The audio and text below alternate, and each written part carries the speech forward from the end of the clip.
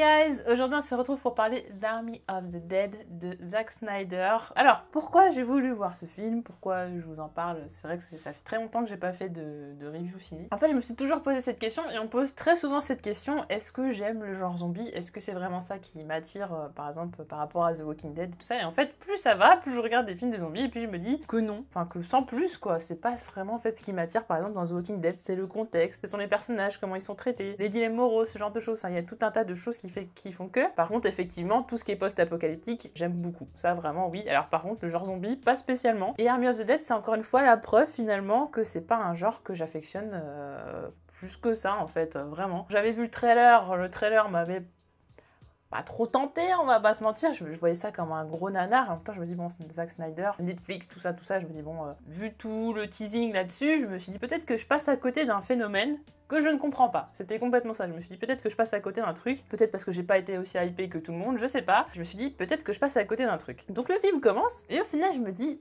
que c'est certainement un film qui joue avec les codes des nanars pour en faire quelque chose de cool. Et par cool, j'entends justement un film qui s'amuse des codes des nanars pour en faire quelque chose de badass, quelque chose qui va retenir l'attention et qu'on va trouver très sympathique, un divertissement. Effectivement, on va pas réfléchir pendant 35 ans, voilà, on n'est pas sur quelque chose de très, très spirituel, très intellectuel, mais un très bon divertissement, badass, avec de l'humour, des choses un petit peu clichés, mais on en joue, et c'est ça que j'aime beaucoup, ces genres de subtilités où on peut jouer avec des éléments, justement, qui peuvent être absurdes de base, mais voilà, en fait, il y a les nanars, où les nanars sont les nanars parce qu'on peut en faire des films bien, mais au final, c'est d'un ridicule pas possible, et il y a ces films qui arrivent à jouer avec justement les codes des nanars, bon, avec des humours plus ou moins enfants de 12 ans ou pas d'ailleurs. Par exemple, voilà, Scary Movie, on joue avec les codes de l'horreur pour en faire quelque chose de drôle. Et là, je me disais, bon, on va jouer avec les codes du genre zombie et des nanars pour en faire quelque chose de cool. Et au final, le début du film est vraiment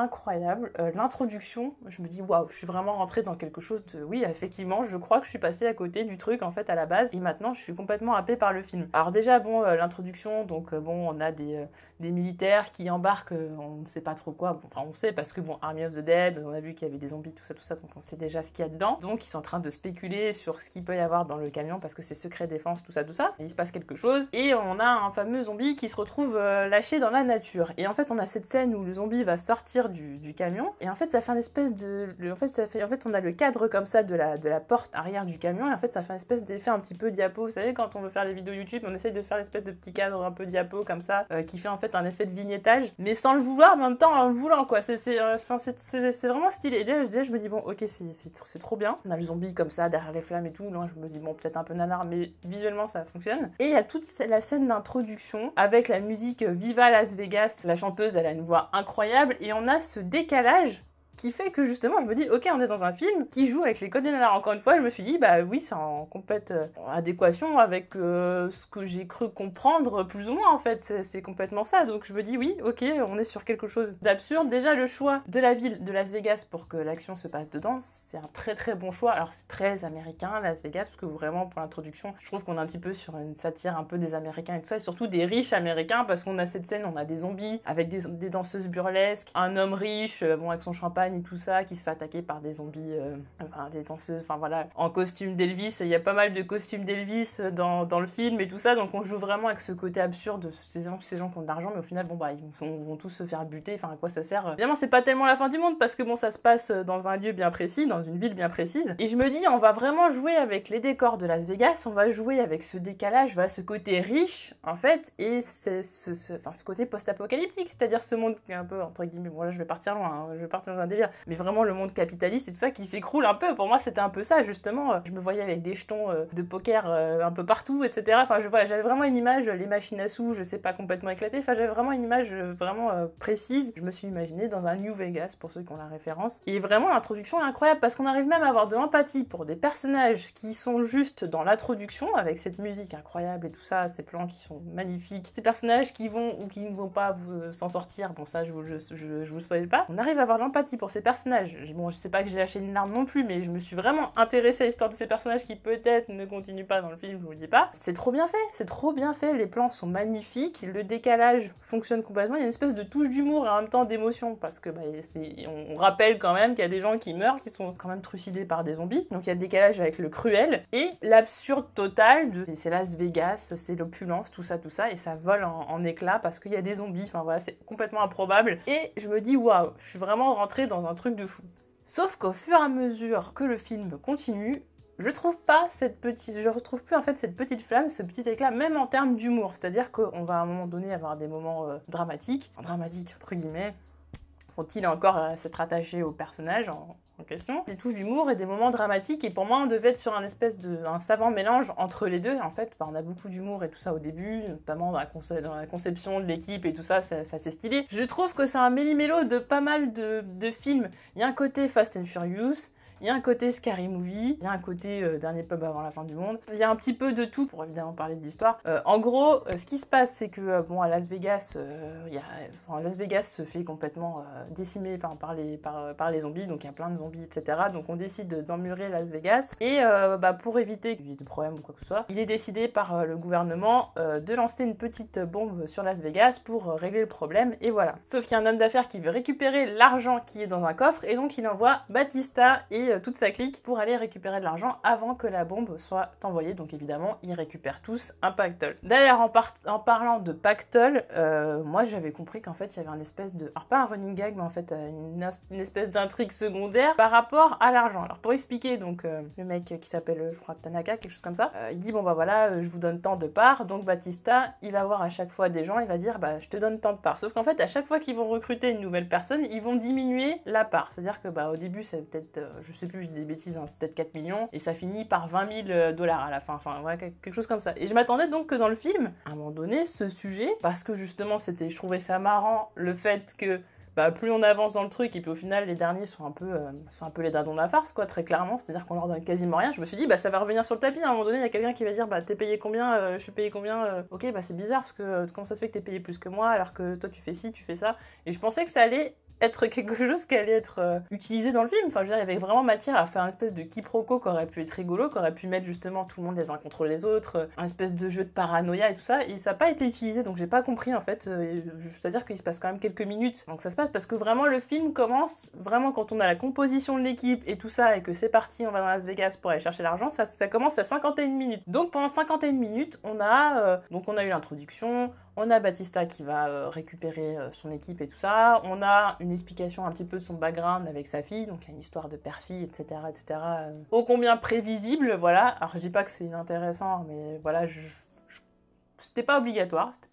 C'est vraiment mon plus gros regret qu'en fait on soit pas allé jusqu'au bout des choses. Cet aspect comique absurde, ce décalage qui fonctionnait incroyablement bien, on l'a laissé un petit peu s'en aller au fur et à mesure du temps. C'est-à-dire qu'il y a vraiment dans le côté comique, par exemple, un duo qui fonctionne bien, c'est le blond, donc Dieter, et alors l'autre, je regarde son nom parce qu'à chaque fois j'ai du mal à le dire, c'est Van der Rohe. C'est celui qui est avec sa scie électrique là, je sais pas quoi. Donc ça c'est un duo qui fonctionne très bien, et je trouve ça dommage que ce soit le seul duo qui ait vraiment une espèce d'alchimie, un petit côté comique. Voilà, c'est le côté le mec est complètement désabusé face au petit jeune qui en plus qui a peur de tout, qui a aucune expérience face aux zombies, qui a peur de tout, etc. Mais en même temps c'est un peu le... Il est pas geek là-dedans, mais il a sa spécialité, il peut très vite être un boulet pour tout le monde, quoi. Donc voilà, le duo fonctionne très bien, c'est vraiment le duo qui fonctionne le mieux. Et malheureusement je trouve qu'il y a aussi trop de personnages. On est sur le côté un petit peu survie, mais franchement les zombies déjà, parlons-en. Donc les zombies, parce qu'on veut renouveler le genre, en fait c'est ça le truc qui me pose aussi problème, c'est l'ambition même de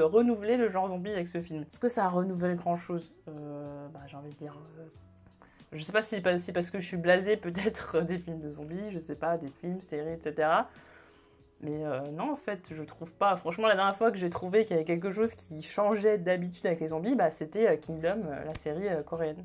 Tout simplement, voilà. Depuis, je n'ai rien vu qui avait changé le paysage zombilique, on va dire. Le maquillage fait cheap sur la plupart des zombies. Quand je vois le making-of avec les gros plans comme ça, je comprends mon sentiment par rapport au fait que j'y croyais pas du tout que c'était des zombies, parce qu'effectivement, quand je vois le making-of, bon, à part 2-3 types de zombies, le reste, c'était pas ouf. Ça se faisait soit masque d'Halloween, soit on a l'impression de mettre du papier toilette avec un petit peu d'eau, enfin voilà. Je dis ça parce que je sais qu'il y en a qui font des maquillages comme ça avec du papier toilette. Les zombies m'ont pas fait peur, les zombies m'ont pas surpris, des zombies qui évoluent, quoi qu'ils disent, c'est pas... Ouais, est-ce que c'est incroyable? C'est pas si incroyable parce qu'au final, on s'intéresse pas plus que ça à ces zombies, on les voit à quelques moments. Alors par contre, c'est vrai que ça donne lieu des fois à des scènes, on dirait des vrais tableaux.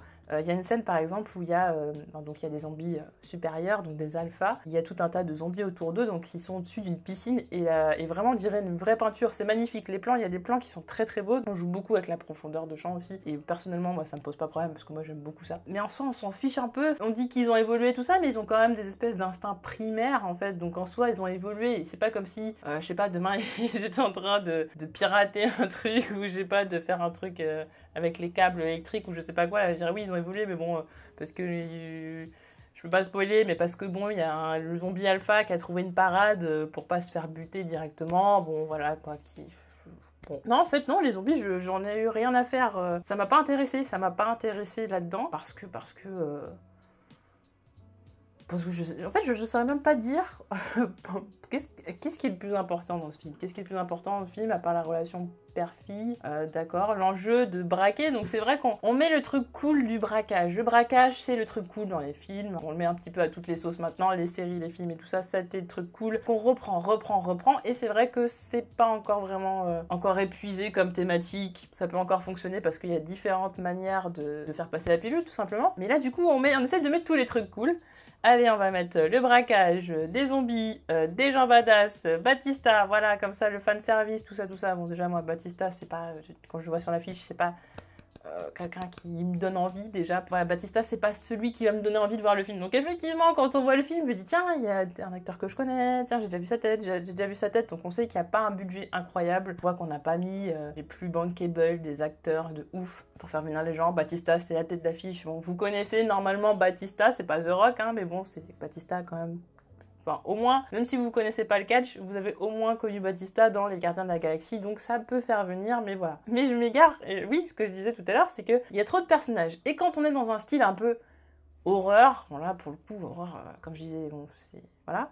Le problème, c'est que, normalement, on est censé faire mourir pas mal de personnages au début, c'est-à-dire qu'au début ça s'enchaîne, après on ralentit un peu et après en fait c'est à ce moment-là on est censé après vers le milieu du film deviner qui va survivre ou qui va pas survivre, c'est-à-dire que normalement les personnages clichés, évidemment dans les films d'horreur clichés, mais il y en a beaucoup de films d'horreur clichés, vont mourir rapidement, on s'y attend, et en fait plus le film avance et plus les gens auxquels on ne s'attend pas risquent de mourir, et effectivement ça se passe aussi, mais en fait il y a tellement trop de personnages pendant trop longtemps, on est sur un film de 2h30 et comme je disais au bout de 51 minutes on commence le film, donc là le problème c'est qu'après il nous reste quelques temps, mais il faut amener le fait que bon bah maintenant on va découvrir les zombies parce qu'on arrive sur un nouveau territoire. C'est vrai que la différence c'est qu'on arrive sur le territoire des zombies, ça c'est quelque chose de différent.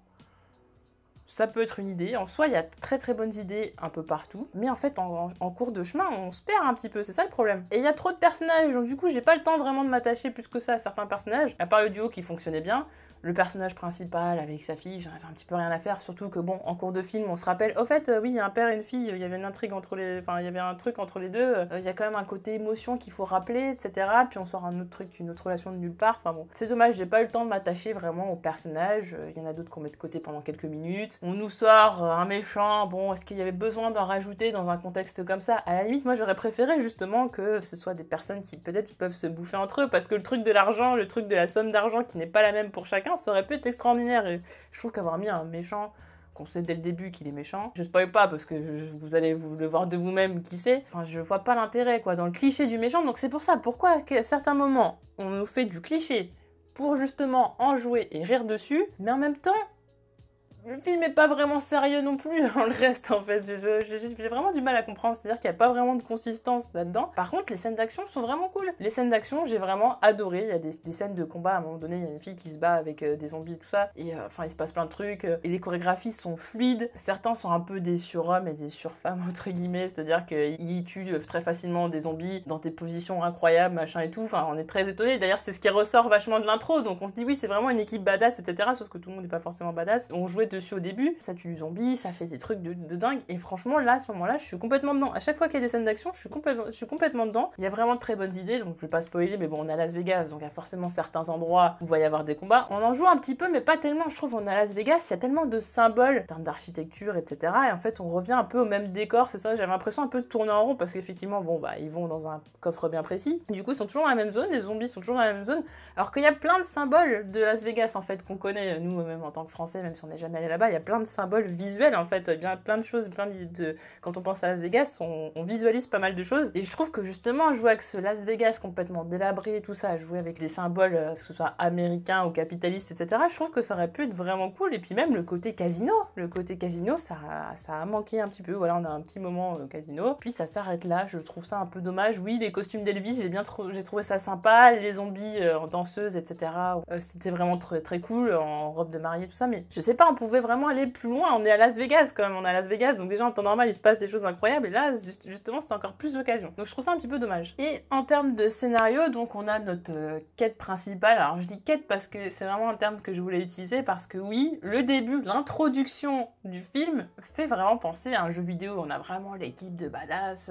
je voyais vraiment le third person shooter, machin, tuer des zombies, tac, on se couvre et tout ça, c'est un peu ça, parce qu'il y a plein de voitures et tout, dans un décor post-apocalyptique et tout ça, donc oui, ça fait penser à un jeu vidéo, et donc on a cette quête principale qui est d'aller chercher l'argent et tout ça, et puis on a une quête secondaire, bon, je vous dirai pas laquelle, qui naît d'un intérêt, peut-être parce que la fin sert un peu à cette quête secondaire, mais encore franchement, il y a du surplus de choses qui font que oui, du coup on se rajoute des choses pour 2h30, et franchement, 2h30 on n'était pas obligé de faire 2h30, on pouvait très bien faire beaucoup plus court, peut-être faire mourir des personnages plus vite, ça aurait été je pense une meilleure idée, ou peut-être utiliser moins de personnages. Après c'est vrai que les personnages se complètent bien, on a par exemple un personnage, alors lui carrément il fait des vidéos YouTube en train de tirer sur des zombies, donc ça j'ai trouvé ça plutôt cool de ramener au côté actuel des choses, parce que les films de zombies, bon maintenant voilà, certains commencent à dater un petit peu, du coup on ramène aux choses actuelles vraiment le côté complètement absurde du mec qui n'en a rien à faire du danger, n'en a rien à faire que des zombies étaient des personnes avant, et du coup il tire comme ça avec des petites animations rigolotes et tout ça pour YouTube, voilà, c'est un divertissement au point de l'absurde de la société actuelle en fait, c'est complètement ça. Et puis même Batista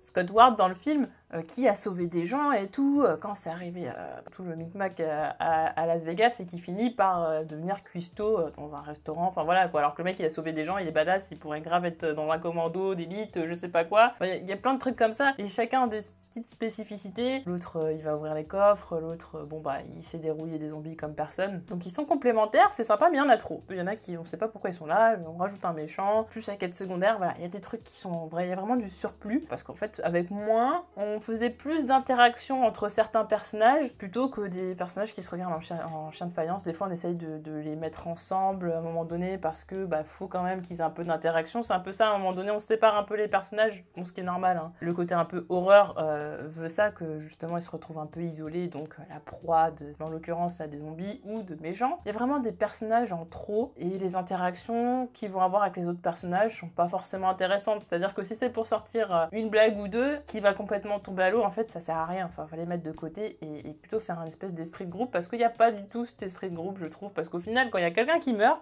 on n'en a rien à faire, parce que ça fait 10 minutes qu'ils se connaissent, ils ont interagi 3 fois ensemble, donc du coup quand ils meurent il n'y a même pas d'émotion, et moi je me suis pas sentie investie pour les personnages, parce que j'ai pas eu le temps de les connaître, à part effectivement le petit duo que j'ai vraiment bien aimé, parce qu'ils ont eu des interactions qui étaient intéressantes. On est à la limite de la figuration pour certains personnages, et même le personnage principal, j'ai pas spécialement d'empathie pour lui, même si c'est Batista, peut-être je trouve en tout cas manque de charisme. Je pense que Batista c'est pas un acteur qui, dans ce cas précis, a réussi vraiment à tenir le leadership, à ce côté assez charismatique pour mener une bande. C'est-à-dire que pour moi, il mène une bande de personnages un peu lambda, quoi. C'était la bande lambda du truc. Après, ce que j'ai bien aimé, mais qui va du coup pas avec le côté trop long du film, c'est le fait qu'il y a toujours un côté d'urgence, c'est-à-dire que bon, il y a les zombies qui sont la menace, effectivement. Alors bon, les zombies, on compose avec eux comme on peut, mais il y a la menace de la bombe nucléaire, donc il faut quand même faire vite. Oui, il faut aller chercher l'argent, oui, il faut survivre, mais aussi il y a quand même un petit compte à rebours qui est là. Et ça, c'est sympa, mais en même temps,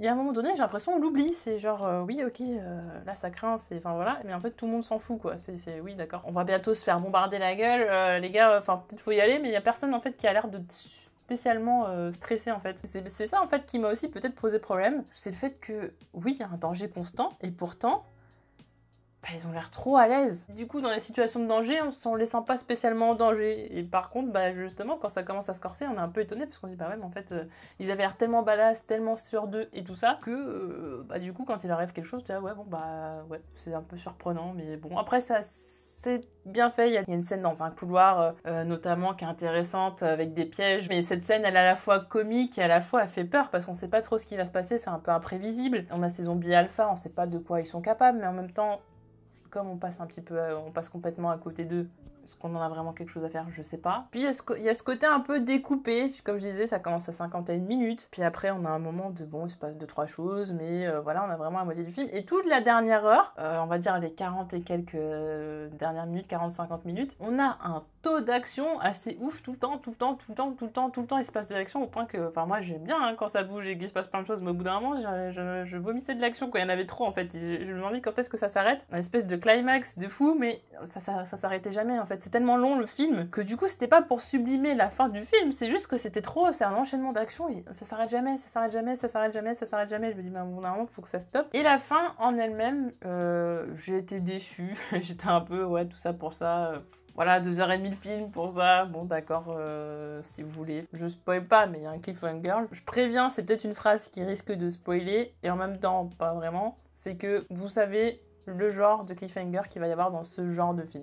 Voilà, vous le savez. C'est avant même que le film commence, vous savez qu'il va y avoir un cliffhanger, et vous savez ce que ça va être. Après, c'est vrai que la manière dont ça a été fait, j'ai trouvé ça intéressant. Il y a beaucoup de choses prévisibles.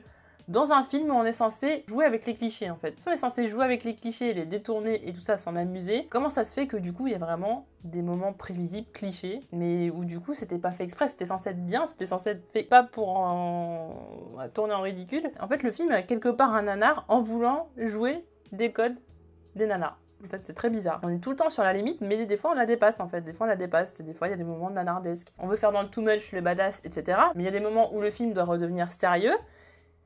Et c'est dans ces moments-là où en fait il est vraiment nanar, c'est ça qui est terrible. Oui, c'est prévisible, oui, c'est pas incroyable. Ouais, c'est du déjà vu en fait. C'est cliché. Donc voilà, pour moi Army of the Dead, ça devait être le film cool par excellence, le film dont on allait parler. Oh là là, c'est badass, c'est drôle en même temps, et en même temps c'est gore, etc. Le côté gore, d'ailleurs, j'en ai pas parlé, mais il y a une scène en l'occurrence avec un tigre, parce que le tigre on le voit dans le trailer, qui est vraiment très très bien. Il y a 2 scènes vraiment très très bien faites, un peu gore et tout, mais rien de non plus de... Vraiment, je m'attendais à de l'humour tout le long du film, de l'absurde tout le long du film, mais avec des moments choquants, du gore, etc. Tout mélangé, en fait, tous ces ingrédients un peu too much pour en faire quelque chose de mémorable où je vais me dire, waouh, j'ai quand même pris une sacrée claque, quoi. J'ai pris une sacrée claque, j'ai vu un divertissement qui m'a scotché, quoi. Je m'attendais pas à ce qui allait se passer, etc. Surtout, voilà, j'étais très très déçue par le côté prévisible qui, encore une fois, était du coup cliché, en fait. Pour moi, prévisible et cliché, ça va de pair, hein. Après, bon, peut-être parce que, à force de voir des fictions, c'est toujours la même chose. C'est assez rare d'être surpris. Peut-être pour ça aussi, d'ailleurs, que je regarde moins de fiction en ce moment, parce que j'ai l'impression d'avoir tout vu, malheureusement. C'est un divertissement sympathique, on passe un moment sympathique. Franchement, je trouve qu'en termes de rythme, même si je dis que c'est découpé, ça passe quand même plutôt bien. Même si à la fin, comme je disais, j'avais une overdose d'action, j'en pouvais plus. Et puis j'avais envie que ça se finisse parce que, il se passe certaines choses et du coup, j'en avais un peu marre. C'est vrai qu'en termes de rythme, oui, il se passe des choses régulièrement. Même si ça commence au bout de 51 minutes, comme je disais, l'intro est tellement incroyable que ça vaut le coup. Et oui, c'est vrai, j'ai oublié d'en parler, mais il y a le tigre. Le tigre zombie, c'était une idée qui pouvait être intéressante. Mais après, encore une fois, on sait que ça coûte cher. Donc du coup, on sait qu'on va pas le voir souvent, mais le tigre, voilà, c'est le truc un peu Las Vegas, c'est-à-dire ça me faisait penser à Very Bad Trip. Enfin voilà, c'est un peu encore une fois un symbole d'absurdité, voilà, un animal sauvage comme une bête de foire dans une ville, encore une fois des cages. Bon, c'est très satirique. Ce zombie alpha qui est sur son cheval. Alors c'est vrai que j'avais pas fait gaffe vraiment quand j'ai regardé le film, mais c'est vrai que dans le making of on voit vraiment le cheval porte un costume, quoi. C'est assez dingue. Qui tient un truc et ça fait un peu la statue de la liberté, mais avec le tigre à côté. Enfin voilà, il y a des trucs qui sont sympas. Il y a des trucs qui sont sympas, mais vraiment, il n'y a que la première partie du film qui m'a vraiment scotché, où j'ai trouvé incroyable. Et je me suis dit, waouh, je me suis embarquée dans un truc. Et je pense que l'intro est tellement trop bonne que derrière, ça m'a gâché le reste, en fait. Ça envoyait tellement du lourd que derrière, j'ai été déçue. Je me dis, waouh, c'est pas à la hauteur de ce qu'on m'a vendu, quoi. Parce que pour moi, l'introduction du film me vendait le film. Et derrière, c'était pas à la hauteur. C'est dommage. Si tout avait été comme dans l'intro, ou si même on avait utilisé ce qu'il y a dans l'intro pour en faire une histoire longue comme ça, peut-être pas sur 2h30, c'est trop long, ça aurait été dingue. Ça aurait été dingue. Oui, j'ai passé un moment sympathique. Maintenant, se dire, waouh, je me dis, c'est un film de Zack Snyder. Oui, peut-être que j'ai mis trop d'attentes parce que c'était son film. Peut-être que si j'avais des attentes moindres, j'aurais peut-être moins été dur avec le film, je sais pas. Mais en tout cas, je m'attendais vraiment à autre chose. Donc non, Army of the Dead, ça ne renouvelle pas le genre zombie. Non, il n'y a rien d'extraordinaire. Il y a de très bonnes idées, mais ça va pas jusqu'au bout des choses. C'est pas la claque que je pensais peut-être avoir. Enfin, un divertissement sympathique à se regarder à la maison. J'ai pas envie d'une suite, voilà, je reverrai pas le film avant longtemps. Non, pas spécialement. J'ai pas envie d'y revenir, très clairement. J'ai pas envie d'y revenir. J'aurais pu même me regarder une deuxième fois pour faire la review. Ça m'a traversé l'esprit et en fait, je me suis dit non, j'ai pas spécialement envie. Une fois, c'était suffisant. Voilà pour ma review sur Army of the Dead de Zack Snyder. N'hésitez pas à me dire en commentaire ce que vous avez pensé du film et on se retrouve très vite pour d'autres vidéos. Salut!